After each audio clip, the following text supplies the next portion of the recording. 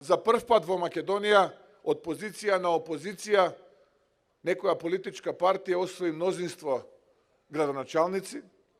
Треба да ја завршиме со точка на 8 мај, кога за прв пат во историјата на Македонија една коалиција, како што е коалицијата Твоја Македонија, предводена од ВМРО ДПМН, ќе освои мнозинство пратеници во македонскиот парламент.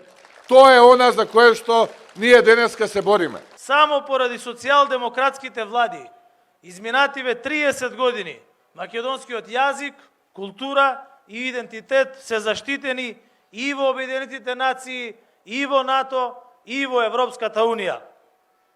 Историјата ние секогаш сме ја почитувале, но овие избори се нашиот влог за иднината. Дали државата ќе оди напред кон Европската Унија или ќе ја вратиме назад кон изолација и немаштија.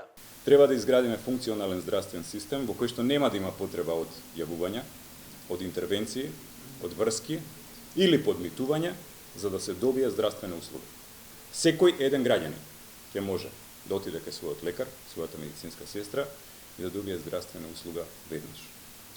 Така ќе може да се добие максимум за здравјето на секој граѓанин, максимум од македонското здравство, и тоа ќе се случи ако приоритет ни се само следните измени во системот. Пред денови сите бевме сведоци на повиците на Христијан Мицкоски за обединување на македонскиот националистички блок против албанците во третата изборна единица и низ целата држава. Тажен од историската масовна поддршка што народот синоќа му ја даде на Европскиот фронт на плоштадот во Скопје. Мицкоски денеска ја повика албанската опозиција да ја открие тајната коалиција и да се обедини против албанците.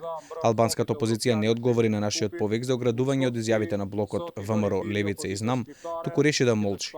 Со што ги потврди сите наши сознанија. Ние како работничка партија во нашата програма се залагаме за директно владење на народот кој ќе одлучува на референдум. Веќе имаме покренато и ќе покренеме повеќе иницијативи за референдумско изјаснување, а и ќе покренеме референдумско изјаснување за доверба на владата секоја година. Работничка партија знае како да ослободена Македонија.